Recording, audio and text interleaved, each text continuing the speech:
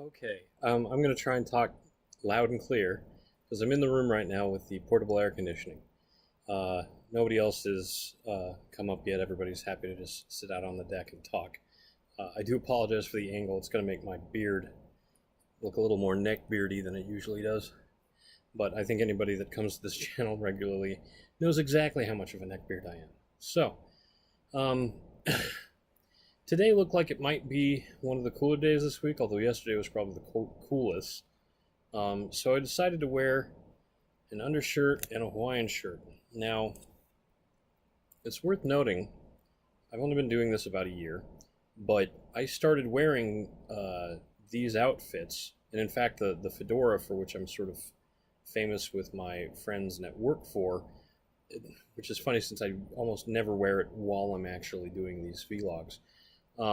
I put the fedora and then the Hawaiian shirt combo together in like 2013 or 2014. I think I haven't even later than that. It's hard to say exactly, but it sort of became my signature look. When the weather gets cooler, I wear button downs most of the time, which may have shown up in the vlog back in February and March. But during summer, I preferred the Hawaiian shirts and bowling shirts. Sadly, the bowling shirts have all sort of gotten ruined or otherwise unwearable. They were also a size smaller without me realizing, so they were never quite as comfortable to wear as the Hawaiian shirts. And Hawaiian shirts are just sort of lighter in nature. I just had dinner, so I'm hiccuping. I'm sorry. But so it's gotten to the point now where it gets warm enough in the summer that having an outfit like this is just really uncomfortable a lot of the time compared to just wearing a t-shirt by itself, especially when it gets over 85 for any period of the day, like the entire afternoon has been. In fact, it's probably still. I'm gonna quickly. I'm also doing this with the laptop in my lap, so it's actually a laptop. The temperature right now is 86 degrees. It's going to get up to 90 tomorrow, 88 on Friday, and 90 on Saturday. 88 is going to be our walk down at Pike Place Market, and Saturday, 90 is going to be the barbecue outside at Grant and Angela's place. Their darling little kid is probably going to be old enough to run around. Golly. Hopefully that's not a problem. They've been such gracious hosts. They've actually hosted the feather meet every year for like 9 years at least. Well, it's not all grim news, although 93 degrees on Sunday is pretty bad. It will start to cool off after that, or to be hotter after that. It'll only be 88 on Monday, but importantly, it'll be 80 on Tuesday, and then partly cloudy and 77 Wednesday, 77 Thursday, 77 Friday next week. So this heat wave is a wave, and it will come to an end eventually. But I'm glad we have some air conditioning right now. I do apologize if the noise is so bad that you can't hear me, but I think actually the way the microphone works, I think my voice is going to come in way more clearly than the sound of the air conditioning. It's just in my ears that the air conditioning sounds as loud as it does. It's funny how that works. I am actually just sort of, I'm watching the clock. It's at 4 minutes now. There is a Warframe that I have wanted for a long time, but never managed to actually get to the point where I could start earning it in-game.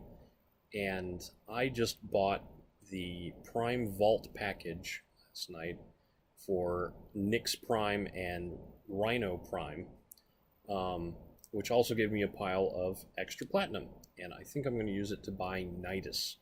Nidus is a Warframe that is infected with the infestation, and so he's very alien, and he has a sort of theme of infecting others and being a very sort of grotesque monster. And I know that sounds weird to be excited for that, but the Alien film series has been one of my favorites since I was probably in college. It used to give me terrible nightmares when I was a kid.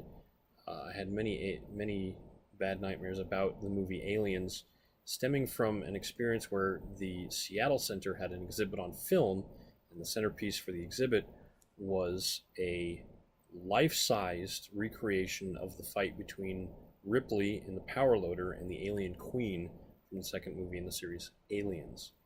And being, I must have been 8 or 9 years old, looking up at this thing and the sheer size and scale of it, I had never even seen the movie until I was maybe 13 or 14, but just seeing that exhibit was enough to give me nightmares for many years.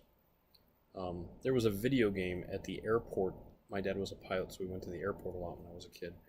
And there was an Alien arcade game that I would watch the demo track of and sometimes play if I had an extra quarter, back when it only cost a quarter.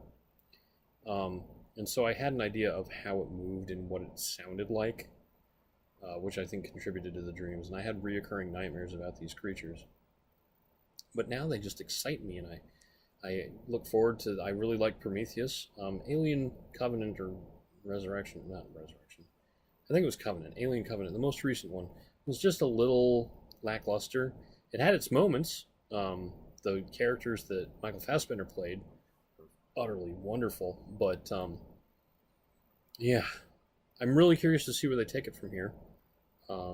There's been rumors of a sequel to Aliens featuring Sigourney Weaver and Michael Biehn, who are really getting on in years now. But I don't know if that's been shelved in favor of the Prometheus Covenant and then third movie that might be getting made, which will hopefully tie everything together and tie it to the Alien series we already have. But that's a conversation for another time. I've hit 7 minutes, so I'm going to stop now in case somebody breaks in.